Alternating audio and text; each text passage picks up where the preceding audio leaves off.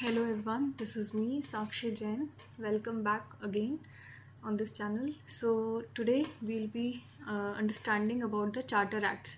ठीक है, charter acts में मेनली हमें 3 एक्ट्स पढ़ने हैं. Charter act of 1813, charter act of 1833 and charter act of 1853. बस यही आज 3 यही वाले एक्ट्स पढ़ेंगे. उसके बाद फिर गवर्नमेंट ऑफ इंडिया एक्ट आता है 1858 का. ठीक है, वो 1858 के जो गवर्नमेंट ऑफ इंडिया एक्ट है या फिर जो इंडियन काउंसिल्स एक्ट है वो फिर इंडियन काउंसिल्स एक्ट हम नेक्स्ट वीडियो में कवर कर लेंगे. So now will be starting with the charter acts. तो the last lecture we talked about the regulating act of 1773, right. और फिर अमेंडिंग एक्ट्स आए थे. ठीक है, उसके बाद कौन सा act of settlement of 1781 and the Pitt's India act of 1784. ठीक है, तो ये 3 एक्ट्स हमने कवर कर लेते लास्ट लेक्चर में. अब आज हम चार्टर एक्ट ऑफ 1813 पढ़ने वाले हैं. देखिए चार्टर एक्ट 1813 क्यों आया. क्या हुआ था कि इंडस्ट्रियल रेवोल्यूशन स्टार्ट हो रहा था. तो जब इंडस्ट्रियल रेवोल्यूशन हुआ, ब्रिटेन में भी इंडस्ट्रियल रेवोल्यूशन चल रहा था इस टाइम पे. तो क्या हुआ, बहुत सारी ब्रिटेन की ऐसी कंपनीज थी जो कि ट्रेड करना चाह रही थी बाहर. ठीक है, अब ट्रेड कहाँ पे, जैसे ईस्ट है, ईस्ट में जो ट्रेड करने की जो मोनोपोली है वो किसको दी गई थी, वो दी गई थी ईस्ट इंडिया कंपनी को. तो इससे जो ब्रिटिश जो कंपनीज हैं उनको प्रॉब्लम हो रही थी कि because they also wanted to divert their trade, they also because they also wanted to trade with the east, right. तो इस वजह से क्या हुआ, जो ट्रेड मोनोपोली है, देखिए आप कैसे याद रखेंगे, 18 जस्ट 18 स्टार्ट होते ही, 17 में ऐसा कुछ नहीं हुआ. ठीक है, जस्ट 18 स्टार्ट होते ही जो ईस्ट इंडिया कंपनी है उसकी ट्रेड मोनोपोली जो है वो अबॉलिश कर दी गई. ठीक है, अब जो ट्रेड मोनोपोली है वो अबॉलिश हो गई और ट्रेड मोनोपोली वो ईस्ट इंडिया कंपनी के लिए अभी भी रिटेन्ड है for T and trade with China. मतलब चाय और चाइना पे ट्रेड मोनोपोली रहेगी ईस्ट इंडिया कंपनी की. बाकी सब चीज़ों पे ईस्ट इंडिया कंपनी की ट्रेड मोनोपोली हट जाएगी. ठीक है, ईस्ट इंडिया कंपनी की जो ट्रेड मोनोपोली है वो ख़त्म हो जाएगी. All right. फिर यहाँ पे सिर्फ ब्रिटिश कंपनीज़ ही नहीं आना चाह रही थी, यहाँ पे क्रिश्चियन मिशनरीज़ भी आना चाह रहे थे ताकि वो अपने धर्म का प्रचार प्रसार इंडिया में कर पाएँ. तो Christian missionaries were also allowed in India. फिर कुछ ब्रिटिश सब्जेक्ट्स, ठीक है, तो British subjects could also come and settle in India. तो ब्रिटिशर्स भी अब इंडिया में कहीं भी आके सेटल हो सकते थे. All right. फिर यहाँ पे जो अर्लियर जो कोर्ट्स थे they could convict only the Indian subjects. ठीक है, I am not talking about the supreme court of Calcutta, I am talking about the other courts. ठीक है, जो और प्रेसिडेंसीज में जो कोर्ट्स थे they could only convict the Indian natives, but now the courts can convict the European British subjects as well. तो अब जो कोर्ट्स हैं वो यूरोपियन ब्रिटिश सब्जेक्ट्स को भी कन्विक्ट कर सकते हैं. तो रेवेन्यू देखते हैं. देखिए पहले क्या होता था कि रेवेन्यू में देयर वाज वन अकाउंट. ठीक है, कि जहाँ पे कमर्शियल कंपनी की जो ट्रेडिंग एक्टिविटीज़ है उससे जो पैसा आ रहा है और जो टेरिटोरियल पोजेशन से जो पैसा आ रहा है वो सब एक ही अकाउंट में जाता था. But now this is changed. अब सेपरेट अकाउंट्स बना दिए गए for commercial transactions and for territorial revenues as well. ठीक है, और ये बताया गया कि जो ईस्ट इंडिया कंपनी के शेयर होल्डर्स होंगे उनको 10.5% का डिविडेंड मिलेगा. ठीक है, अगर वो इंडिया में इन्वेस्ट करते हैं तो ईस्ट इंडिया कंपनी जो इंडिया में ट्रेड कर रही है या ईस्ट इंडिया कंपनी में इन्वेस्ट करते हैं तो उनको 10.5% का रेवेन्यू मिलेगा. ठीक है, ये हुआ था ताकि ईस्ट इंडिया कंपनी, क्योंकि मैंने आपको बताया था फाइनेंशियल कंडीशन उसकी काफ़ी ख़राब हो रही थी, तो इस वजह से ईस्ट इंडिया कंपनी को रिवाइव करने के लिए ये एक तरीके से वादा कर दिया गया था कि जो भी इसमें इन्वेस्ट करेगा उसको 10.5% का रेवेन्यू मिलेगा. फिर एक और जो एक अच्छा कदम देखा गया था, ठीक है, east India company British parliament की तरफ से कि जो मॉडर्न एजुकेशन है उस पर 1 लाख का बजट सैंक्शन कर दिया गया था कि 1 लाख रुपए खर्चा करेगी जो ईस्ट इंडिया कंपनी है मॉडर्न एजुकेशन पे. ठीक है, तो ऑल्दो ग्राउंड लेवल पे कुछ खास फ़ायदा देखा नहीं गया था इसका, but still it was a positive move. तो अब next will be talking about the charter act of 1833. ठीक है, चार्टर एक्ट ऑफ 1833 में अब देखिए मोनोपोली ऑफ ट्रेड में क्या हुआ. अभी जो ईस्ट इंडिया कंपनी की जो मोनोपोली है दैट वाज कम्प्लीटली अबॉलिश्ड. तो अब ना तो चाय पे ना चाइना पे, ठीक है, चाय और चाइना की ट्रेड पे भी ईस्ट इंडिया कंपनी की मोनोपोली नहीं थी. बेसिकली देखिए चाइना पे जो मोनोपोली है वो इस वजह से रखना चाहते थे क्योंकि चाइना में दे यूज टू ग्रो ओपियम. ठीक है, तो ओपियम से उनको बहुत अच्छा खासा बेनिफिट हो रहा था. ठीक है, तो इस वजह से, और चाय में भी उनका काफ़ी अच्छा बेनिफिट हो रहा था, काफ़ी अच्छे प्रॉफिट्स वो बना रहे थे. बट अब क्या है, ईस्ट इंडिया कंपनी ने वो मोनोपोली अबॉलिश कर दी even on tea and trade with China. ठीक है, तो अब क्या हुआ, देखिए अब क्या हुआ कि पहले ईस्ट इंडिया कंपनी जो है, ईस्ट इंडिया कंपनी के एक तो कमर्शियल एक्टिविटीज़ थी जो कि वो ट्रेड में इन्वॉल्व थी, और एक उसकी थी पॉलिटिकल एक्टिविटीज़। पॉलिटिकल एक्टिविटीज़ कौन सी थी? जो कि वो टेरिटोरियल पोजेशंस में थी, ठीक है, टेरिटरी एक्वायर करके फिर वहाँ पे वो रूल कर रही थी। तो अब क्या हुआ, क्योंकि ट्रेड मोनोपोली हटा दी गई ईस्ट इंडिया कंपनी की, तो कमर्शियल जो एक्टिविटीज़ हैं वो बिल्कुल एकदम ख़त्म हो गई हैं, ठीक है। तो कमर्शियल एक्टिविटीज़ पहले कौन मैनेज कर रहा था? Court of directors. Commercial activities कौन मैनेज कर रहा था? Court of directors. और पॉलिटिकल एक्टिविटीज़ कौन मैनेज कर रहा था? Board of control. तो अब क्या होगा, क्योंकि कमर्शियल एक्टिविटीज़ तो खत्म हो गई, तो अब दोनों बोर्ड ऑफ कंट्रोल और कोर्ट ऑफ डायरेक्टर्स मिलके पॉलिटिकल अफेयर्स को मैनेज करेंगे, ठीक है। So this ended the commercial activities of east India company, and east India company now purely became an administrative body, ठीक है। अब प्योरली एक एडमिनिस्ट्रेटिव बॉडी की तरीके से ही ईस्ट इंडिया कंपनी वर्क करेगी, ठीक है। फिर अब यहाँ पे कोई भी रिस्ट्रिक्शंस या इमिग्रेशन जैसे कोई भी लॉज थे तो वो बिल्कुल एकदम हटा दिए गए फॉर यूरोपियंस, ठीक है। और यूरोपियंस यहाँ पे आके प्रॉपर्टी एक्वायर भी कर सकते थे।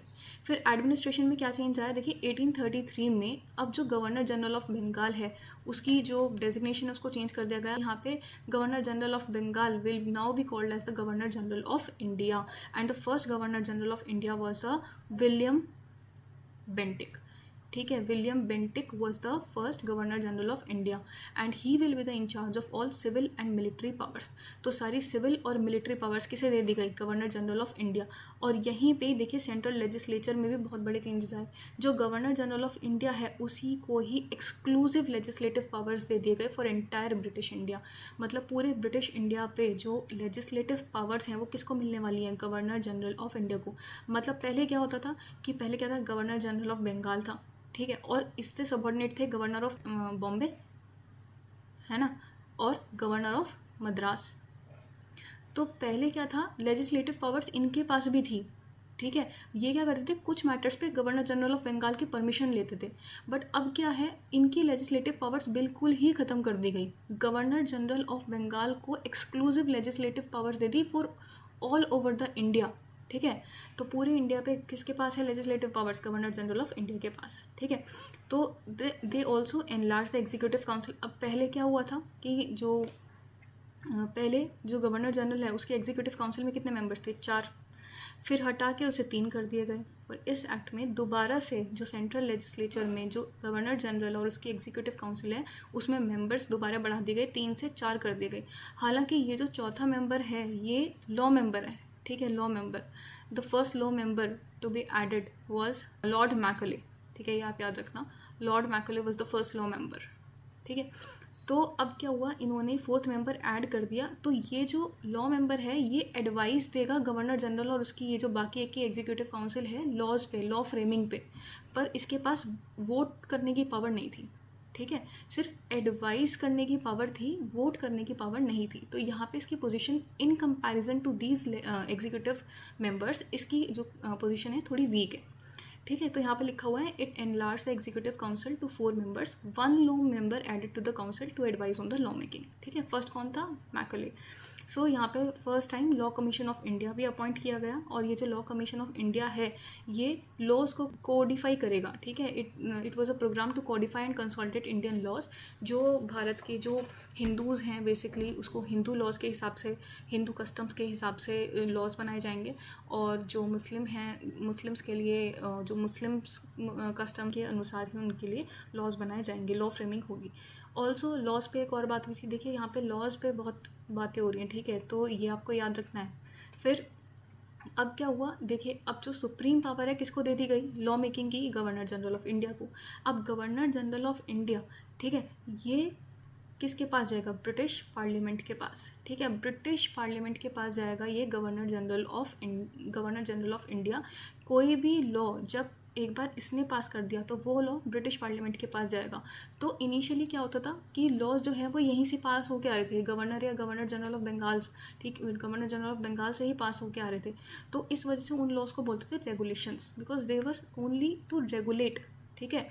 नाउ अब क्योंकि क्या है कि ये जो लॉज हैं ये पार्लियामेंट तक जा रहे हैं, पार्लियामेंट से, ब्रिटिश पार्लियामेंट से पास होके आ रहे हैं, तो अब इन लॉज को क्या बोल दिया गया है? इन लॉज को बोल दिया गया है एक्ट्स, ठीक है। तो यहीं पे लिखा गया है कि the laws made under the previous acts were called regulations, while laws made under this act are called acts, ठीक है।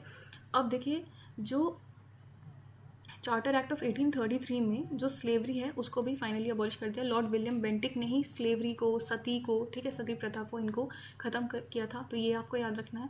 Also they also try to attempt to introduce a system of open competition. पहले क्या होता था, initially जो court of directors होते थे, क्योंकि ईस्ट इंडिया कंपनी ही रूल कर रही थी इंडिया में, तो ईस्ट इंडिया कंपनी के जो कोर्ट ऑफ डायरेक्टर्स हैं वो ही क्या करते थे, वो ही नॉमिनेट करते थे एडमिनिस्ट्रेटिव पोस्ट पे लोगों को, ठीक है, सिविल पोस्ट पे। तो अब क्या हुआ, अब they try to attempt to introduce a system of open competition, ठीक है, system of open competition for selection of civil servants, ठीक है। Indians should not be debarred from holding any office. Indians को भी इक्वल अपॉर्चुनिटी मिलनी चाहिए, ठीक है, to become the civil servants. But ये जो प्रोविज़न है इसको मतलब बहुत अच्छा, बहुत तगड़ा अपोजिशन मिला था, किन से, कोर्ट ऑफ डायरेक्टर से। और कोर्ट ऑफ डायरेक्टर से अपोजिशन मिलने के बाद ये जो अटेम्प्ट था इनका, जो system of open competition introduce करने का, इसको फिर बाद में इस डिसीजन को वापस ले लिया गया।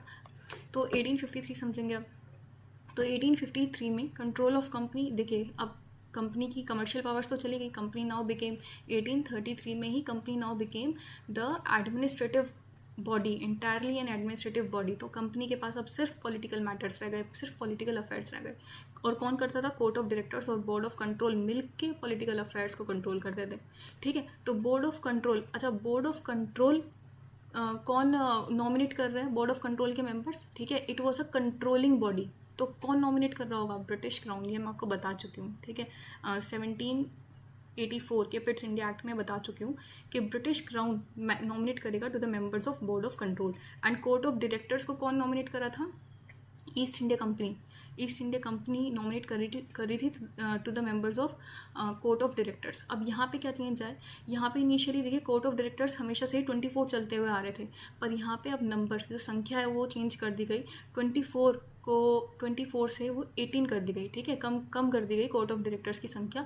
और इन 18 में से भी 6 नॉमिनेट करके आएंगे। कौन, कहाँ से नॉमिनेट होंगे, ब्रिटिश क्राउन। तो आप देख रहे हो ब्रिटिश क्राउन की जो पावर है, किस तरीके से पावर अपनी कंसोलिडेट करने की कोशिश कर रहा है। बोर्ड ऑफ कंट्रोल के मेंबर्स तो ब्रिटिश क्राउन से आ ही रहे थे, ब्रिटिश क्राउन मतलब नॉमिनेट कर ही रहा था। अब यहाँ पे कोर्ट ऑफ डायरेक्टर के मेंबर्स भी में से भी 6 मेंबर्स ब्रिटिश क्राउन नॉमिनेट करने वाला है, ठीक है। तो ब्रिटिश क्राउन बेसिकली अपनी पावर कंसोलिडेट कर रहे हैं यहाँ पे। तो फिर बाद में क्या हुआ, ये अब देखिए, क्योंकि इस टाइम पीरियड में, इसी 1833 से 53 तक का जो टाइम पीरियड था, इसी टाइम पीरियड में सिंध और पंजाब को एनेक्स कर लिया गया था। फिर यहाँ पे जो डलहौजी था उसकी भी एनेक्सेशन पॉलिसी थी, डॉक्ट्रिन ऑफ लैप्स, ठीक है। तो क्या हुआ, इस वजह से काफ़ी टेरिटरी बेसिकली जो ईस्ट इंडिया कंपनी है उसके अंडर आ गई थी, ठीक है। तो अब कोर्ट ऑफ डायरेक्टर्स को ये पावर दी गई ब्रिटिश पार्लियामेंट द्वारा, ठीक है, कि चार्टर एक्ट ऑफ 1853 में क्या बोला कि जो कोर्ट ऑफ डायरेक्टर्स हैं, दे could create a new presidency और अ प्रोविंस। तो इनिशियली क्या थी, 3 प्रेसिडेंसी थी, कौन सी, Bengal presidency, Bombay presidency and Madras presidency. But now जो कोर्ट ऑफ डायरेक्टर्स हैं उनको ये पावर दे दी गई कि they could create a new presidency, ठीक है, क्योंकि बहुत सारी टेरिटरीज एनेक्स हो गई थी, बहुत सारी टेरिटरीज जो हैं वो ईस्ट इंडिया कंपनी का पार्ट बन गई थी। तो एडमिनिस्ट्रेटिव रीजंस के लिए, ठीक है, मैनेजमेंट रीजंस के लिए, ताकि और अच्छे से एडमिनिस्ट्रेशन हो पाए वहाँ पे, तो वो नई प्रेसिडेंसीज बना सकते थे। फिर एडमिनिस्ट्रेशन में क्या आता है कि जो गवर्नर जनरल है, तो बंगाल में कौन था, गवर्नर जनरल था, ठीक है। और वो कौन था, गवर्नर जनरल ऑफ इंडिया, है ना। बॉम्बे में कौन था, गवर्नर था, ठीक है। और मद्रास में कौन था, बॉम्बे में और मद्रास में कौन था, अगेन गवर्नर था। पर बंगाल में कोई गवर्नर नहीं था। अब ये जो गवर्नर जनरल ऑफ इंडिया है, इसके पास पूरे भारत की जिम्मेदारी है, ठीक है। तो बंगाल खुद अपने आप में एक बहुत बड़ा प्रोविंस है, ठीक है। तो बंगाल को के लिए एक गवर्नर नियुक्त कर दिया गया, ठीक है। So governor appointed for Bengal presidency also. And law member, ठीक है, जो गवर्नर जनरल है उसकी जो एग्जीक्यूटिव काउंसिल थी उसमें एक लॉ मेंबर ऐड किया था, है ना। कहाँ पे, 1833 में, अभी पढ़ा हमने, 1833 में एक लॉ मेंबर नॉमिनेट किया था यहाँ पे। पर ये जो लॉ मेंबर है इसके पास कोई रियल पावर्स नहीं है, इसके पास सिर्फ एडवाइजरी पावर्स हैं कि लॉ मैटर्स में ये इनको एडवाइस कर सकता था। बट इसमें 1853 के एक्ट में इसको भी वोट करने की पावर दे दी गई, ठीक है। तो लॉ मेंबर को भी as a full member treat किया गया and he was also given the right to vote. फिर next comes the central legislature. देखिए सेंट्रल लेजिस्लेचर में इनिशियली क्या होता था, गवर्नर जनरल है, देखिए गवर्नर जनरल, फिर उसकी एग्जीक्यूटिव काउंसिल है, और एक है कमांडर इन चीफ, ठीक है, कमांडर इन चीफ जो मिलिट्री एक्टिविटीज़ देख रहा है, ठीक है। तो अब यही 6 मिलके क्या करते थे, लॉज को फ्रेम कर रहे थे, ठीक है, लॉज को फ्रेम भी कर रहे थे एंड लॉज को इम्प्लीमेंट भी कर रहे थे, ठीक है। तो लॉज फ्रेम करने का काम भी इन्हीं का ही था और लॉज इम्प्लीमेंट करने का काम भी इन्हीं का था, मतलब लॉ मेकिंग लेजिस्लेटिव पावर भी इनके पास है और लॉ इम्प्लीमेंटेशन एग्जीक्यूटिव और एडमिनिस्ट्रेटिव पावर भी इनके पास है। तो सेंट्रल लेजिस्लेचर में एडमिनिस्ट्रेटिव और लेजिस्लेटिव जो पावर्स हैं इनको डिवाइड कर दिया गया, ठीक है। क्या किया इन्होंने, सेंट्रल लेजिस्लेचर में इनके साथ 6 लेजिस्लेटिव काउंसलर्स को ऐड कर दिया गया, ठीक है, 6 लेजिस्लेटिव काउंसलर्स। तो they will handle the law making, they will handle the legislative powers and they will handle the executive powers, ठीक है। तो अब 6 legislative councils were added to the governor general, executive and commander in chief and they all functioned as the mini parliament, ठीक है। तो यहाँ पे क्या हुआ, they separated the legislative and executive function of governor general's council for the first time, okay. और एक क्या एडमिनिस्ट्रेशन में, अच्छा ये बताना रह गया कि एडमिनिस्ट्रेशन में जैसे मैंने आपको 1833 में बताया था, in 1833 they attempted to introduce the open competition for selection of civil servants, और वहाँ पे क्या हुआ था, कोर्ट ऑफ डायरेक्टर से अपोजिशन आया था, तो इस वजह से वो डिसीजन वापस ले लिया गया था। पर यहाँ पे 1853 में क्या हुआ कि जो वो डिसीजन है उसको फाइनली पास कर दिया गया and they introduce an open competition for selection of civil servants. तो अब Indians can also be member to the covenanted civil servants. Covenanted civil services basically higher post होती थी सिविल सर्विसेज में, uncovenanted lower post kind of होती थी, ठीक है, civil services में। तो अब इंडियंस जो है वो कॉवेनेंटेड सिविल सर्विसेज का भी मेंबर हो सकते थे। और 1853 में क्या बात हुई थी, they extended the east India company rule for indefinite period, ठीक है। तो यहाँ पे जो ईस्ट इंडिया कंपनी का जो रूल है, अब उन्होंने कोई टाइम लिमिट नहीं दी, ठीक है। जो ब्रिटिश क्राउन है वो इस रूल को कभी भी अपने अंडर ले सकती है, ठीक है। और फाइनली यही हुआ, जो नेक्स्ट एक्ट आता है गवर्नमेंट ऑफ इंडिया एक्ट 1858, उसके बाद जो ईस्ट इंडिया कंपनी का जो रूल है वो फाइनली ट्रांसफ़र हो जाता है to the British crown. So this is all for this video, now I will see you in the next video. So again, if you want access to this handwritten notes, you can visit the Telegram channel, and the Telegram channel's link will be provided in the description box below. तो ठीक है, फिर मिलते हैं next lecture में। Thank you.